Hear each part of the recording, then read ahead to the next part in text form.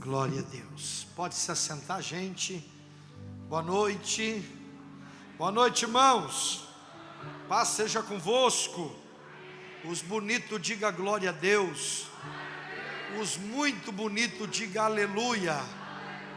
Pronto, não vou conversar com os feios, porque aqui não tem gente feia. Porque eu me converti em 93 e uma das primeiras coisas que eu ouvi falar na igreja é que a igreja é a cara dos seus pastores, né? E a Manancial tem pastores bonitos e o rebanho também é bonito. A verdade é que não tem gente feia, né? Tem gente mal arrumada, né? Bom, dispensa comentário da minha alegria de mais uma vez estar aqui. A primeira vez que eu vim aqui foi no dia 3 de janeiro de 2021. Então completou um ano. Mas agora eu fiquei algum tempinho aí sem vir, né? E eu estava com saudade. Não vi a hora de ver vocês.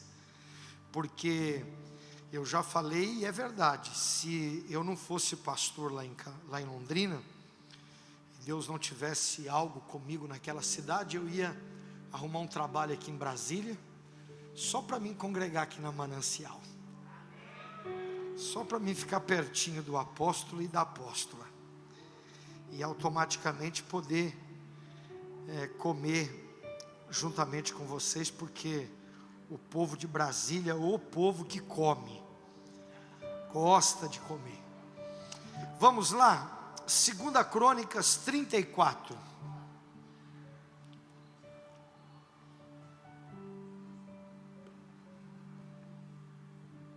Segunda Crônicas 34, nós vamos ler apenas o versículo 1 e 2.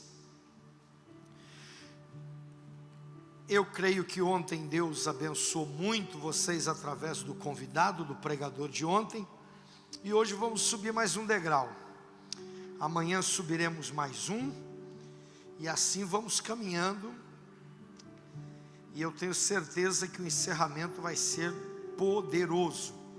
2 Crônicas 34, versículo 1 e 2, diz assim: tinha Josias 8 anos, quando começou a reinar, e 31 anos reinou em Jerusalém. E fez o que era reto aos olhos do Senhor, e andou nos caminhos de Davi seu pai, sem se desviar deles, nem para a direita, nem para a esquerda. Vamos lá. A questão, apóstola Isabel, nunca foi a idade, nunca foi idade, mas sim os posicionamentos que temos na vida, as decisões certas que tomamos na vida. Josias, ele começa a reinar com apenas 8 anos de idade, e com 16 anos, depois de 8 anos reinando, muito novo, uma criança com 16 anos, ele agora mais lúcido, mais preparado, com mais entendimento acerca do que Deus estava confiando nas mãos dele, ele começa a ter atitudes radicais e decisivas. Josias viveu um tempo, irmãos, que proporcionou a ele um novo tempo, e consequentemente todos que passaram a acreditar na mensagem dele, todos que passaram a entender aquilo que Deus estava fazendo através da vida dele, também passaram a experimentar coisas grandes. Escute o que eu vou te dizer. Não foi uma decisão de Josias estar nessa posição. O início da sua caminhada, a bem da verdade é que ele nem tinha noção 100% do que estava acontecendo. Se você olhar a história da apóstola, Se você olhar a história do apóstolo e pastores que caminham com eles, vocês vão perceber que nessa história eles vão narrar que eles não imaginariam estar aqui hoje. Quando eu penso a minha história, me convertendo a Jesus com 17 anos, eu não tinha noção do que viria pela frente, de como seriam os desdobramentos da vida. E Deus, algumas coisas Ele revela, e outras Ele não revela, porque se Ele revelasse, perderia um pouco da graça. E aí nós precisamos caminhar, construir, crescer, avançar e ir se descobrindo na caminhada.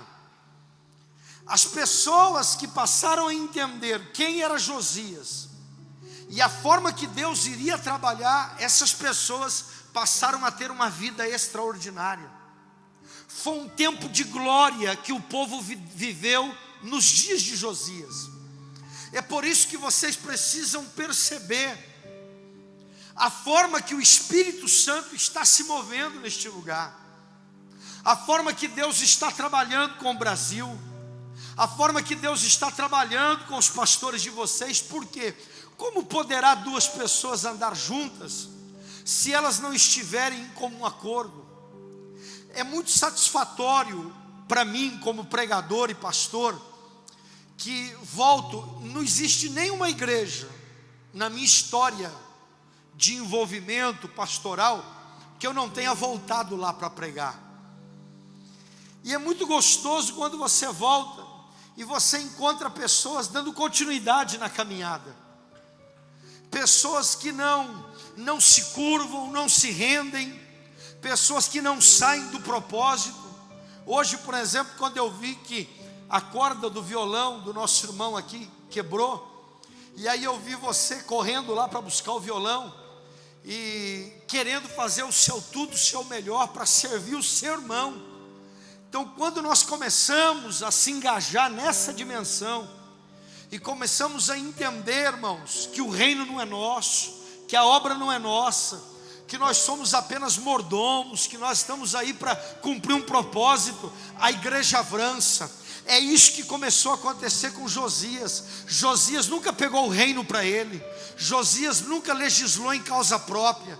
Josias sempre pensou aquilo que Deus queria fazer na vida de um povo, aquilo que Deus queria fazer a partir da vida dele. E isso, irmãos, fez com que o seu reinado fosse abençoado.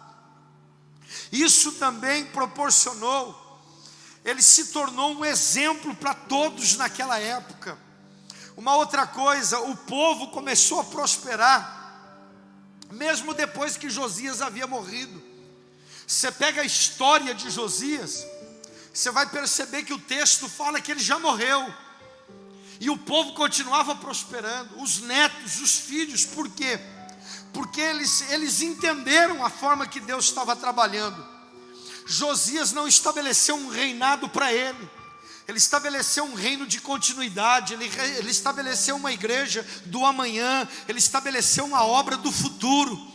E até hoje, Josias no Velho Testamento, ele também é um tipo de Cristo. Ele grita, ele fala para os nossos dias, ele marca a sua história a ponto de mexer conosco em 2022. Quantos anos se passaram?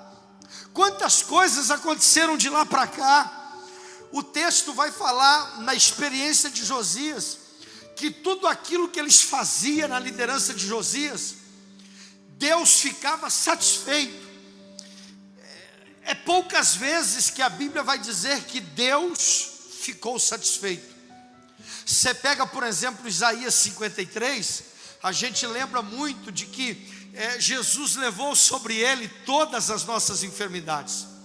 Mas o texto vai dizer no final ali de Isaías 53, que depois que Jesus já está falando de um Cristo ressuscitado, já está falando de um Cristo que venceu a morte, o texto de Isaías 53 vai terminar dizendo que depois de ressuscitado Jesus, o próprio Deus ficou satisfeito.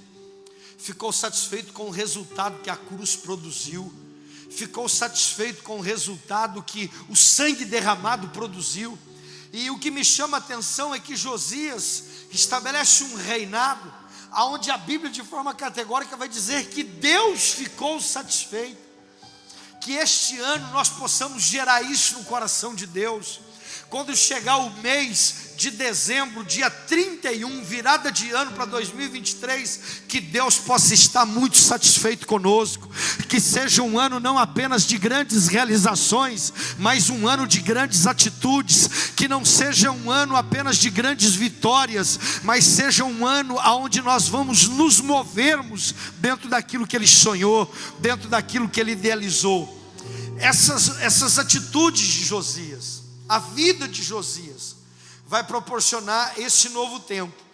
Então eu quero aqui pontuar algumas coisas, com base no texto que nós lemos, que tem muito a ver conosco, para esse ano de 2022.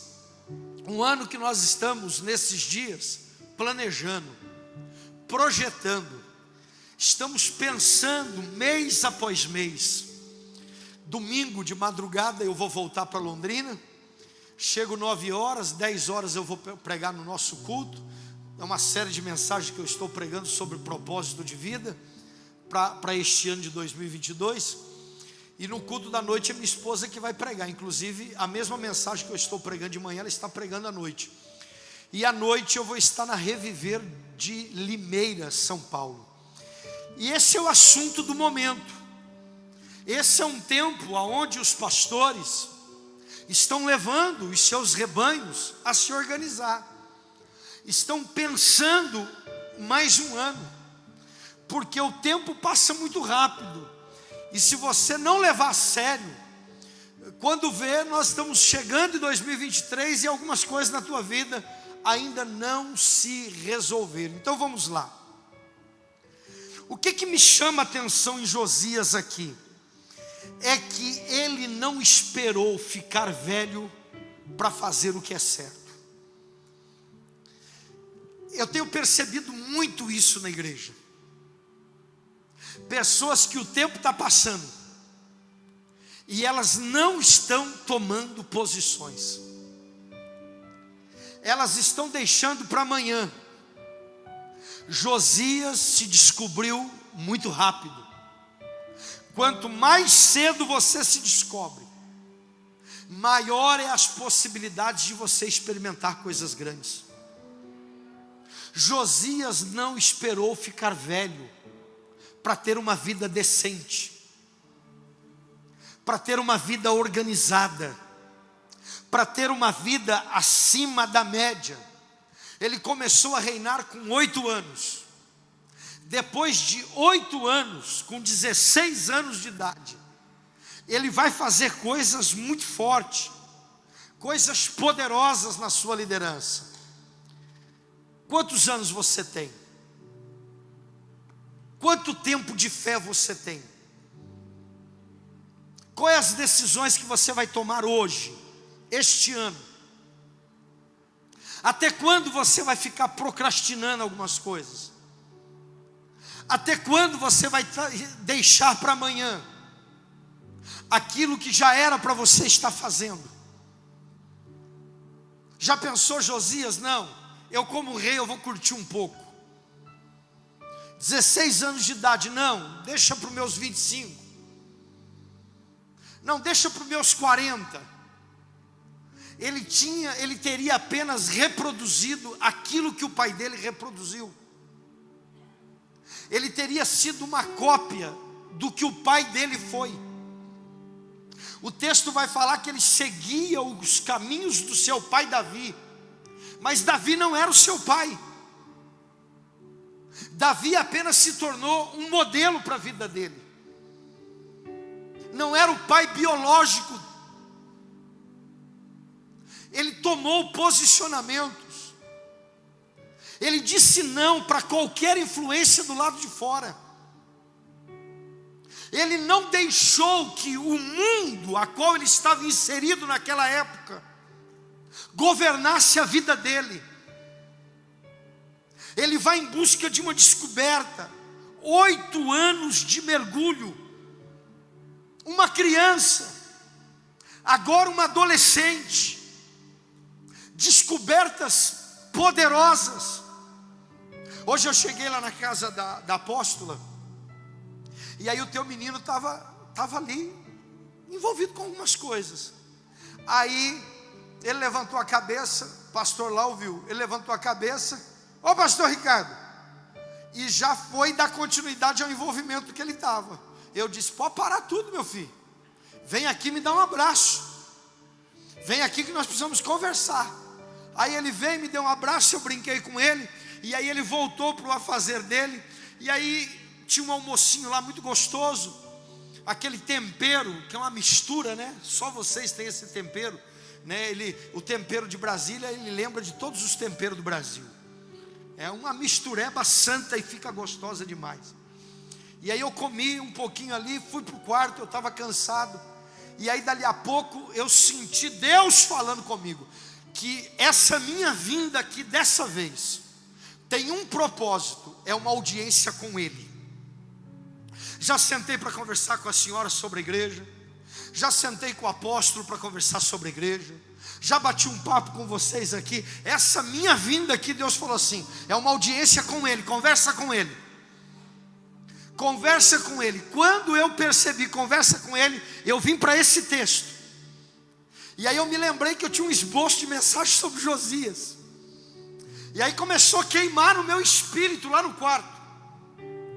E aí começou a vir essa questão de 8 anos de idade, de 15 anos, de 16 anos. Nós precisamos pastorear a igreja dos dias de hoje, pensando numa manhã que vai se manifestar de forma muito rápida. Muito rápida. Você precisa treinar os teus filhos, você precisa bater um papo com os teus filhos, você precisa despertar na tua casa este entendimento. Não vamos esperar ficar velhos, doentes, para tomarmos algumas posições. Esta é a hora. Toca aí no teu irmão e diga, desperta tu que dormes, acorda, este é o momento. Não espere para ter 15, 20 anos de igreja, para pensar em ganhar alma, para pensar em exercer o ministério, para pensar em ter uma vida santa. Esta é a hora, este é o momento. Se descubra, mergulhe como você nunca mergulhou, faça a diferença agora. Eu fui dar uma volta agora, final do ano, começo do ano, com a minha família em Gramado, Rio Grande do Sul. Fui de carro, e aí eu preguei na quadrangular de Porto Alegre, e eu fui visitar um amigo em Torres. Torres é a praia mais bonita do Rio Grande do Sul, perto de Tramandaí, um lugar muito lindo, mas uma água muito gelada. E eu fui lá para conhecer, mas eu fui para visitar um amigo, pastor Joãozinho Mota de Farias. Pastora, quero indicar esse pastor para vir aqui. Hoje ele é um bispo, 73 anos de idade, um camarada que ainda tem uma pegada forte, e ele lidera igrejas, mas ele não é mais pastor de igreja no dia a dia. Ele não vive mais a igreja no dia a dia, o pastoreio. Ele pastoreia pastores, para que pastores possam pastorear igrejas. E o pastor Joãozinho Mota de Farias é o pastor que lançou no Brasil, em 1970 e pouco, a visão dos grupos familiares, que depois veio se tornar célula. E eu conheci o Joãozinho no início do meu ministério. Eu tinha 21 anos de idade. Ele era pastor em Maringá, e eu saía de Londrina e ia até Maringá para ter audiência com ele, para ter momentos com ele. Quando eu cheguei na casa dele, ele mora nessa região de Torres, já divisa com Santa Catarina. Ele estava com a mesa posta, um café, um queijo, um pão. Era 2:30 da manhã. Cheguei, ele mora numa casa grande, tem 6 suítes. E aí a Amanda foi para um quarto organizar as coisas dela, a Elisete subiu, e ele já me puxou para o lado e disse assim: você não veio aqui apenas me ver, você não veio aqui apenas passear, Você não veio aqui apenas conhecer um lugar bonito do Brasil. Você veio aqui para receber uma palavra do céu. E aí ele falou, mas eu não vou entregar hoje não. Vai dormir, vai descansar, amanhã a gente conversa. E eu fiquei ansioso, acordei na expectativa. Dali a pouquinho ele veio, me chamou e disse assim: a conversa que eu quero ter com você é a respeito daquela menina. Aquela menina, tua filha Amanda. Você já entendeu na íntegra quem ela é em Deus? Você já colocou ela no altar e derramou azeite sobre a cabeça dela e profetizou sobre ela? Você já fez a igreja entender que ela é continuidade do que está acontecendo? Será que nós vamos esperar, Ricardo, os nossos filhos ficar velhos para a igreja acreditar que eles foram chamados para fazer algo?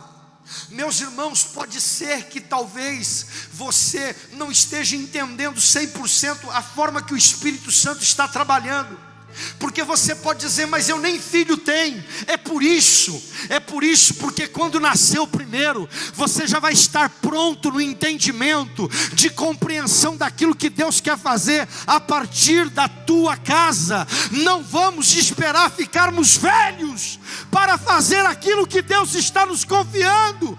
Esta é a hora, este é o momento. Apóstolo Atos, começa a pegar o seu filho e começa a pedir para ele dobrar o joelho dele diante do Senhor. Começa a colocar a mão sobre a cabeça dele e começa a profetizar. Faça ele crescer, acreditando que o ministério é importante, que servir a Deus é bom, que estar na casa de Deus é satisfatório. Se Josias teve um pai mau e conseguiu ser o que ele foi, imagina os teus filhos, imagina os meus filhos. Imagina o que Deus é capaz de fazer. Não vamos esperar o amanhã não. A hora é agora. Já pensou Josias dizendo assim: eu estou passando a bola, eu não quero. A história mostra que alguns filhos não quiseram. Os filhos de Gileade, os 2 filhos, que a mulher principal dele não quiseram. Não quiseram. Preferiram viver uma vida totalmente longe do propósito. Foi naquela hora que os anciãos de Gileade, porque Gileade era tanto a cidade como o rei da cidade, ele morre, só que na vida dele ele cometeu um erro. Ele dormiu com uma prostituta e gerou um filho por nome de Jefité. Você vai encontrar essa história no capítulo 11 de Juízes. Quando os anciãos perceberam que não tinha ninguém, porque os filhos dele não quis, porque ele não falou com os filhos acerca do propósito, a Bíblia vai dizer que um dos anciãos disseram o seguinte: não, tem um moço que também era filho de Gileade, mas quando ele morreu, esses 2 irmãos que não estão prontos para batalhas, expulsaram ele daqui, e ele foi morar numa terra chamada Terra de Tobi. E ele está construindo a vida dele. Vamos buscar ele para a guerra. Esse menino tinha tudo para dar errado, para ser um cara revoltado, filho de uma prostituta, irmãos de 2 que expulsaram ele de casa. Mas quando chegaram lá, encontraram ele trabalhando, encontraram ele casado, encontraram ele com dignidade, e no meio dos ímpios, ele fazendo uma obra poderosa. E aí disseram para ele: você não quer vir guerrear para nós? E ele disse: eu vou com uma condição. Depois de uma grande vitória, eu serei nomeado como juiz de Israel, como principal homem do momento. E foi assim que aconteceu. Deus está precisando encontrar Jefité nesta geração. Deus está precisando encontrar Josias nesta geração. Deus está precisando encontrar homens e mulheres que estão afim. Alguns de quando eu venho pregar aqui de 1 ano atrás, eu não estou vendo mais aqui na igreja, porque são pessoas que saem do propósito, são pessoas que perdem o feeling, perdem o momento, jogam fora a oportunidade por bobeira. que daqui um ano você seja encontrado no propósito, que daqui um ano você seja encontrado na brecha.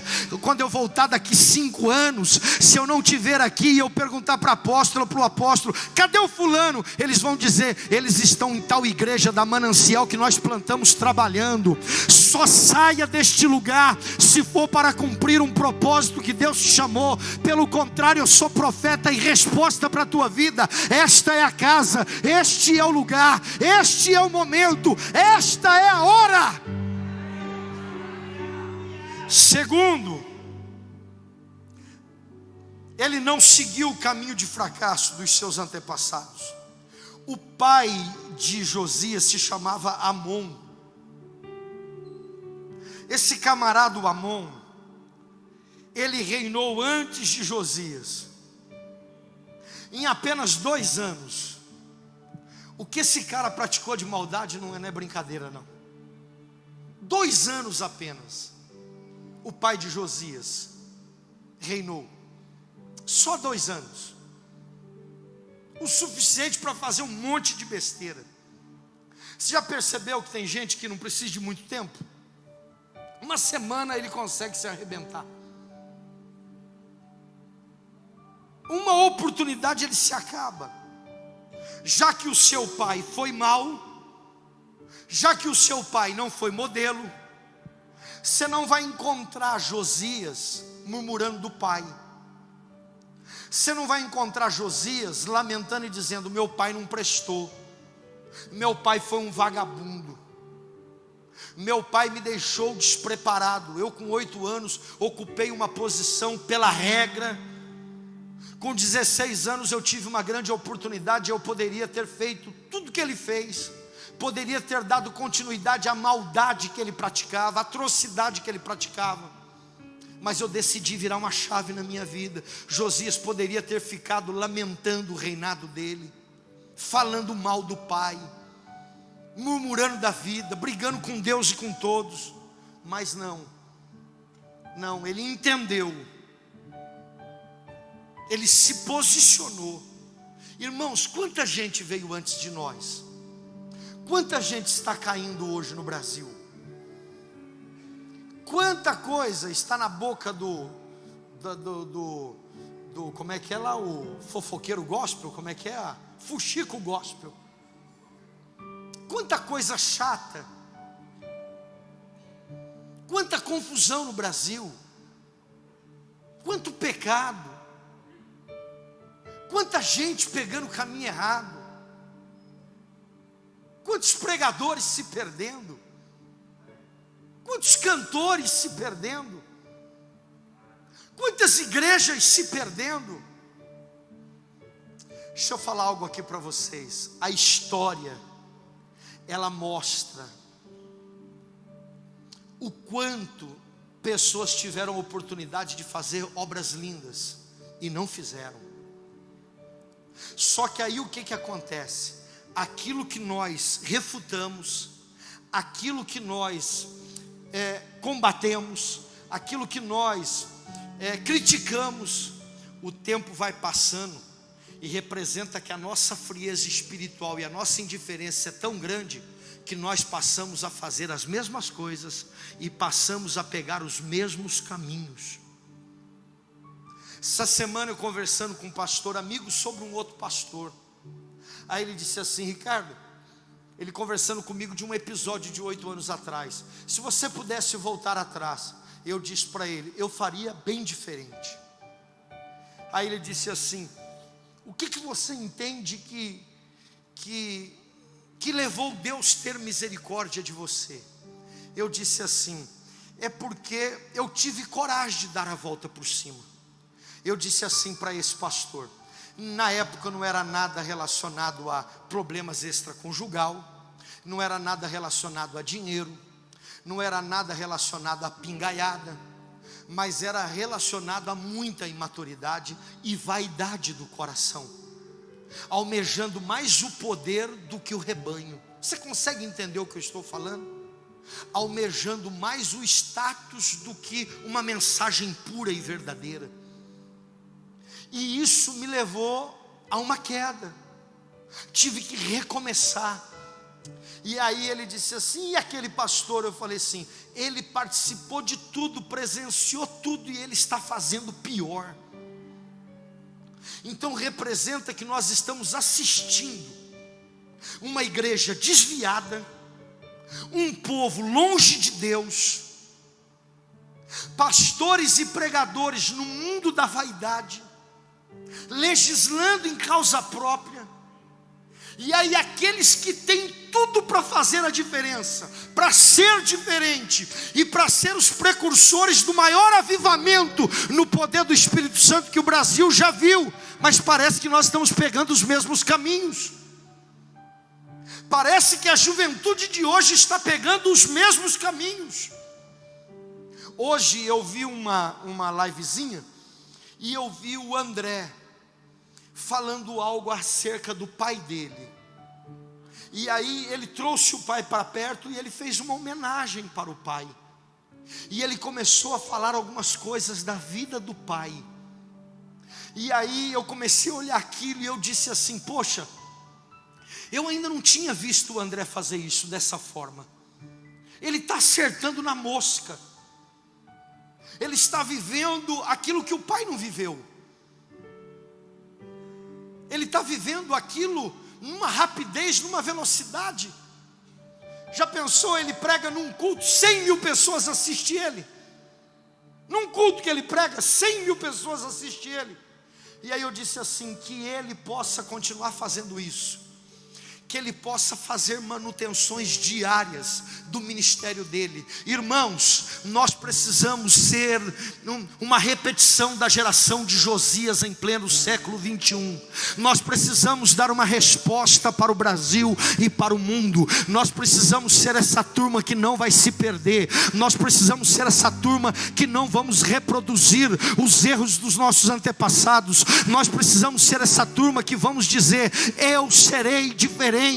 Nós precisamos ser esta geração de Pedro: olhe para nós, eu não tenho prata, não tenho ouro, mas o que vocês precisam de fato nós temos. Nós carregamos o Cristo, nós carregamos a marca do céu, nós carregamos um propósito que nos foi confiado, que Ele deixou e que nós vamos gerar na vida de outros. Esse é o tempo. Acorda, igreja, se levanta, irmãos, porque a prosperidade que você quer para este ano, o resultado na tua vida profissional, deixa eu descer e ficar pertinho de você, tudo que você está sonhando, o carro novo, a roupa de marca, a viagem que você nunca fez, a comida que você nunca comeu, o salário que você nunca ganhou, a prosperidade que você nunca experimentou, tudo isso que você está querendo, Deus está dizendo, é apenas resultado de uma vida alinhada, de um entendimento de quem você é.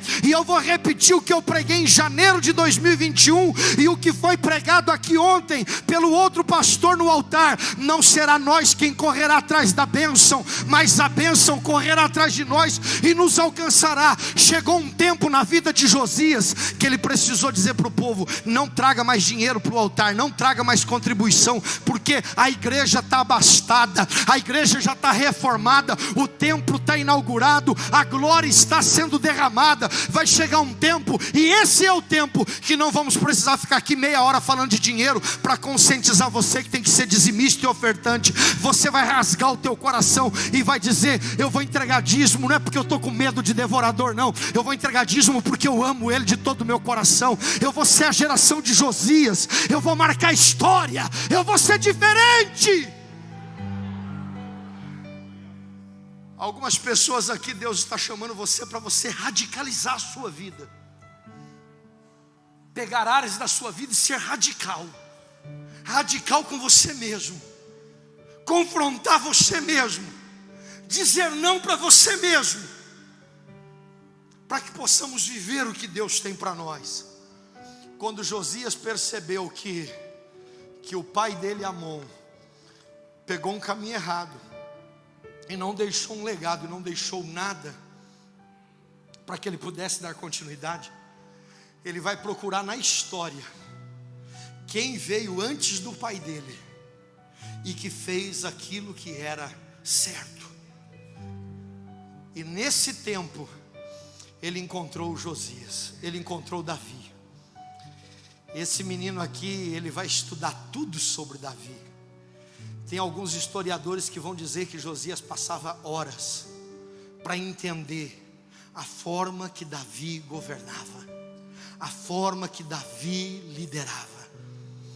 E o texto vai dizer que assim como Deus foi com Davi, o seu pai, Deus também foi com ele. Tem gente caindo? Tem gente com um monte de rolo? Tem gente envolvida com um monte de confusão? Tem. Mas ainda tem 7.000 que não se dobraram. Ainda tem gente séria, ainda tem pastor crente, ainda tem homem e mulher de Deus de verdade, ainda tem gente que canta não com instrumento, não toca com instrumento, mas com o coração. Ainda tem gente crente, ainda tem gente convertida, ainda tem gente do Espírito Santo. Então busque na história. O fulano fez isso, o fulano foi isso, me fizeram isso. Pegue tudo isso e diga para Deus: o que o Senhor sonhou para a minha vida é muito maior. Procura na história. Se não tem ninguém para olhar, olhe para nós, porque nós ainda estamos de pé, nós estamos sonhando, nós estamos acreditando. Aleluia. Ainda há gente séria. Terceiro, e aí eu vou terminar aqui para nós orarmos. Esse menino Josias, esse moço, ele faz uma aliança com o Deus verdadeiro. Ele não deixou para a velhice, se posicionou cedo. Ele não seguiu os exemplos de homens fracassados. Ele procurou na história vencedores. Semana passada eu disse assim na igreja: irmãos, pegue aqui na Reviver, compra um bolo, um café, uns pães, paga do teu bolso e convide para esse café os irmãos que caminham com o pastor Ricardo Batarse desde 1998.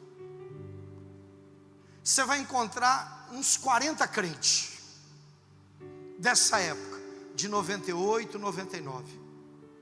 Eu falei: marca com eles um café e conversa com eles. O que levaram eles a estarem firmes até hoje? Pergunta para eles. E aí vocês vão entender. A questão, irmãos, é que banalizou-se demais a vida do homem e da mulher de Deus. Hoje as pessoas, para falar, é muito rápido. Perderam o temor. Se de um lado tem gente endeusando pastor e pregador, apóstolo e apóstola, a ponto de que se um pastor tira férias eu não vou no culto porque a minha vida está ligada a ele não está lá, então não vou. Sim, tem gente desse perfil, tem um povo brincando com coisa séria. Vocês precisam entender o que é interdependência. Eu não dependo totalmente dos meus pastores, eu tenho uma minha identidade, eu tenho vida própria, eu oro, eu jejuo, eu leio Bíblia. Algumas decisões eu converso com os meus pastores, algumas decisões eu já aprendi a tomar à luz da palavra com maturidade.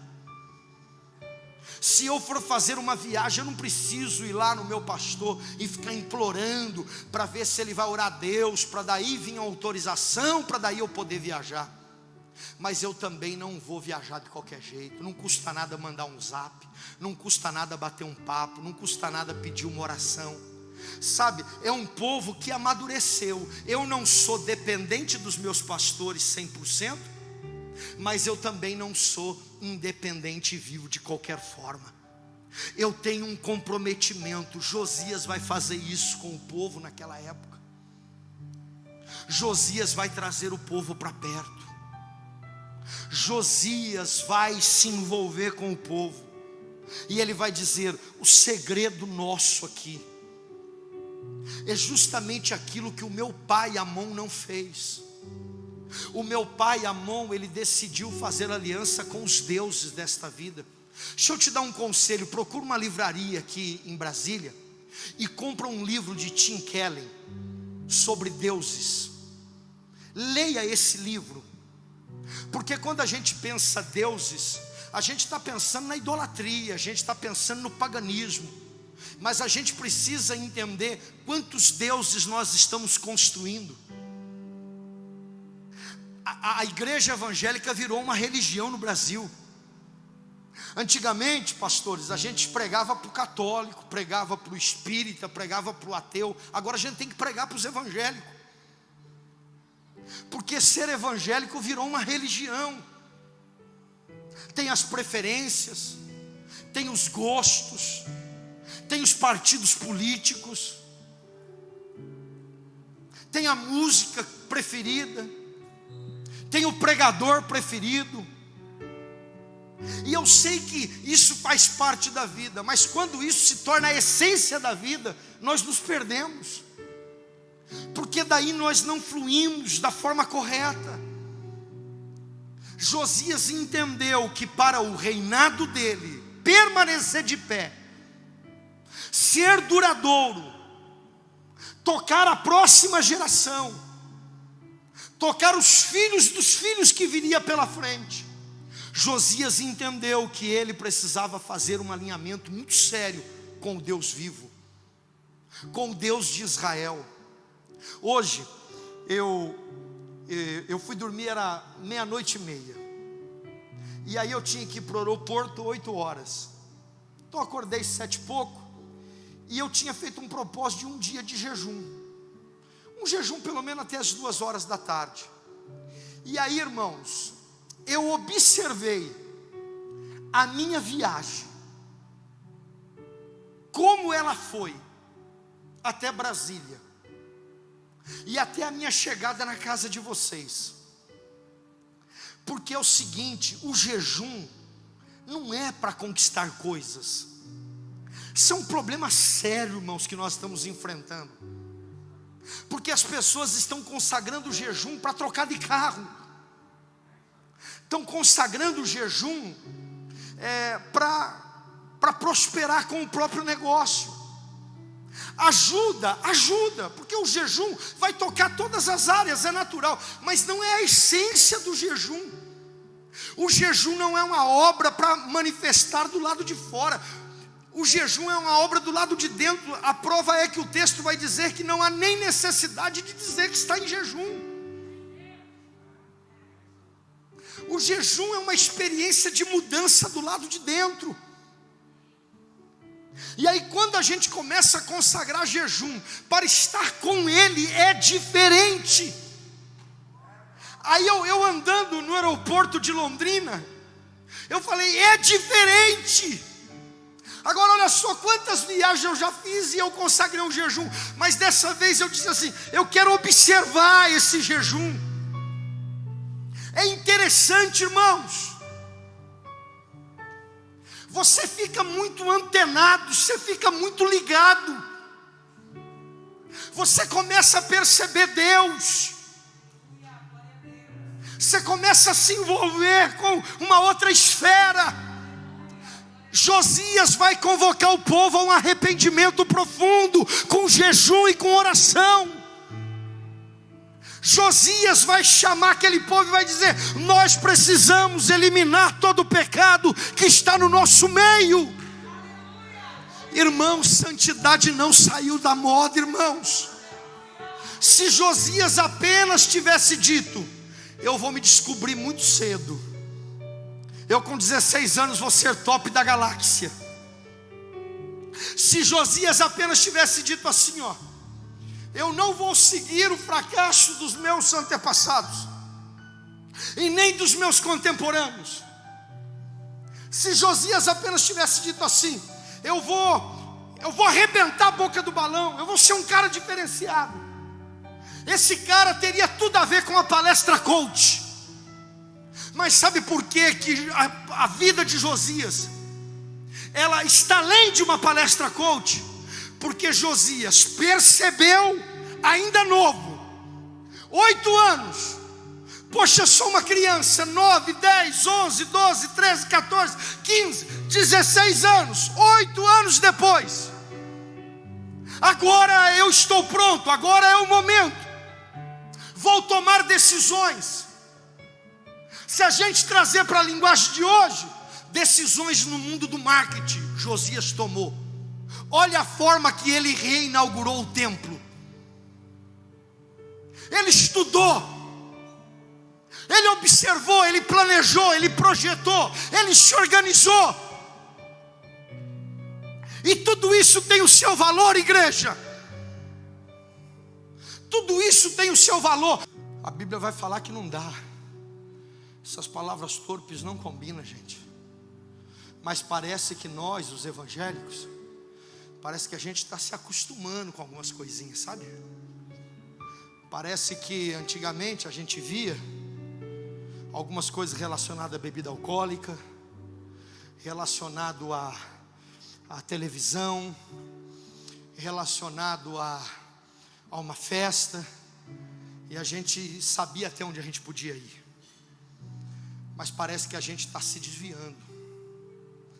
E parece que essa pós-modernidade que traz esse mundo da comunicação que é tão importante, parece que ao mesmo tempo, sem a gente perceber, Satanás está trabalhando para querer impedir que os nossos filhos acreditem numa manhã de santidade.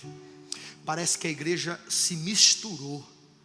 Parece que a igreja, ela não é mais diferente. Parece que ela consegue ser do mesmo jeito. Deixa eu falar uma coisa para vocês. O mundo vai se modernizar muito mais. Essa igreja aqui em breve, ela vai estar com as poltronas mais chiques do Brasil aqui dentro. Pastor, esses bancos, vai estar em outra igreja que vai estar começando a vida e vai ganhar alma. O som será melhor, a estrutura será melhor, os carros serão melhores, as roupas serão melhores, tudo vai melhorar. Toque aí no teu irmão, tudo vai melhorar. Diga, e você? Diga para ele, você não vai, em detrimento a tudo que vai melhorar, você não vai mudar. Você vai continuar com a mesma essência, você vai continuar com o mesmo amor, você vai continuar com a mesma pureza, você vai continuar com o mesmo coração, você vai continuar com a mesma intensidade. Josias convocou o povo para fazer ofertas ao Senhor. Vamos ofertar. Vamos ofertar. Eu fiquei observando lá na igreja. A gente levantou uma oferta em dezembro, nesse conceito do projeto de vida. Depois eu marquei uma reunião e fui observar. A arrecadação da igreja aumentou muito pouco. Aí eu disse, mas entrou, poxa, 80 mil reais só do projeto de vida, e por que a arrecadação aumentou pouco? Aí eu fui fazer um levantamento. As pessoas não ofertaram. O grupo que ofertou foi pequeno. O que aconteceu foi um grupo que apenas trocou, ofertou e não entregou o dízimo. Por quê? Porque a pessoa consegue levar aquela oferta dentro de um nome por causa de uma proposta. Não, essa oferta está ligada ao meu futuro. O que eu semeio hoje eu vou colher amanhã. Então eu preciso fazer algo relevante. Antes de você fazer algo relevante, você precisa aprender a ser perito naquilo que já foi estabelecido. Como que eu vou querer viver algo aqui, se as atitudes que estão relacionadas aqui, eu ainda não estou cumprindo? Então eu tenho pensado seriamente. Dói um pouco, dói porque tem um grupinho da igreja que parece carriola, só vai empurrado. Tem um grupinho da igreja que parece que ele só contribui se você falar de um resultado. Olha, entrega uma semente, em 15 dias o milagre vai acontecer. Parece que ainda tem esse grupinho que só vai empurrado. Mas eu tenho dito para Deus, Senhor, eu quero encontrar um povo que quando ouvir um comando, eles já sabem como agir. porque eles sabem que este comando não é apenas a exposição de um pastor que quer fazer dessa ou daquela forma, mas eles sabem que aquele comando é de um homem de Deus e de uma mulher de Deus que está ouvindo o céu e está dando direcionamento para o seu rebanho. No nome de Jesus, que você possa este mês fazer ofertas. Não troque, o dízimo é o dízimo, oferta, é o teu coração. Seja honesto com você, seja puro com você, compareça diante do Deus da sua vida, seja uma plataforma do avanço da obra. Essa aliança que Josias fez com Deus, ela tinha um alvo. Olha, nós precisamos eliminar o pecado, nós precisamos estabelecer ofertas no altar. E alguém pergunta, qual que é o grande alvo? Ele vai dizer, o culto. Israel está sofrendo porque não tem culto, e nós precisamos reinaugurar o culto. Nós precisamos voltar a cantar, nós precisamos voltar a pregar. A prova é que Josias vai mandar pegar e abrir os rolos, os pergaminhos, e dizer, leia, vamos pregar aqui sobre tudo que aconteceu com Moisés, vamos ouvir o que Deus fez e prometeu através dos nossos antepassados, vamos meditar na palavra, vamos oferecer o nosso culto a Deus, que é manancial a cada campanha, a cada culto, a cada conferência, a cada congresso, a cada seminário, esse seja o grande foco. Vamos oferecer um culto a Deus, vamos nos unirmos para oferecermos o nosso tudo a Ele, porque irmão, se nós dermos o nosso tudo a Ele num culto público, Ele vem de uma forma muito intensa, e quando Ele vem, fica fácil, as almas se convertem, as famílias são transformadas. Nós precisamos voltar a oferecer cultos. Mas parece que cada um tem o seu culto, parece que cada um quer a sua música, cada um quer o seu pregador, cada um quer a sua liturgia. Não, vamos nos reunirmos no poder do Espírito Santo e vamos oferecer um culto. Essa música eu não gosto muito dela, mas ela tributa a glória a Deus, então é nela que eu vou. Eu estou com a igreja, eu estou junto com esta comunidade. E por fim, Josias começa a convocar pessoas e dizer o seguinte, olha, essa aliança que nós estamos fazendo com Deus, nós precisamos de pessoas voluntárias, nós precisamos encontrar pessoas para limpeza, nós precisamos encontrar pessoas para diaconia, para o ministério, precisamos encontrar os pregadores. Que Deus dê sabedoria à senhora, ao senhor, a vocês, para vocês encontrar os pregadores, encontrar os voluntários. Eu sei que tem um grupo da igreja que sempre vai vir para os cultos, e vai acabar o culto, e vai receber uma oração, e vai embora. Mas sempre tem aquele grupo que vai dizer, eis-me aqui, eu vou servir esse ano. Eu não vou ser uma pessoa que vou apenas frequentar a manancial, eu vou ser uma pessoa que vou estar engajado nas demandas da manancial. Nós pegamos, estava falando para a apóstola agora há pouco, que nós nesse ano fizemos um acordo com o Ministério de Louvor lá na igreja. Todo louvor é em torno de 80 a 90 pessoas, e nós fizemos o seguinte acordo: quando você não tiver escalado para tocar, para cantar e para ministrar, você vai estar escalado na diaconia da igreja, e aí 2 cultos por mês você vai ter oportunidade para sentar e para cultuar e para ser alimentado.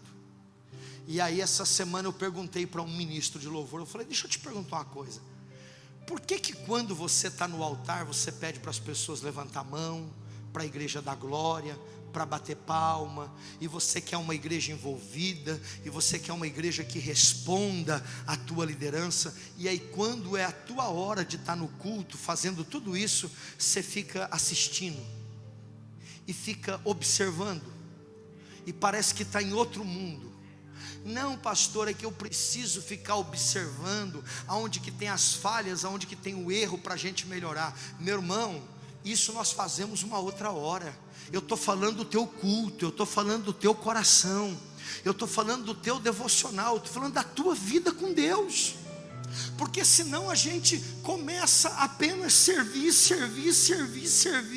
e esse serviço sem o culto, irmãos, nos deixa céticos, nos deixa vazios. É por isso que gente se desvia. É por isso que às vezes a pessoa estava na cadeira, estava tão animada com Jesus, estava no banco, não faltava um culto, agora começou a fazer alguma coisa na igreja, aí de repente sai, de repente some. Por quê? Porque não aguentou a carga. Não dá para se manter no ministério de pé, fazendo a obra de Deus, encarando Satanás e os seus demônios, se não houver culto, se não houver consagração, se não houver vida com Deus. Não dá, não tem como levarmos 2022 na força do nosso braço. Nós temos que encarar 2022 em João 3,8. O vento vem, ninguém sabe de onde vem nem para onde vai. Assim é quem é movido pelo Espírito. É um ano de governo, é um ano do Espírito Santo, é um ano que precisamos entender aquilo que Deus espera de cada um de nós. Se coloca em pé no nome de Jesus.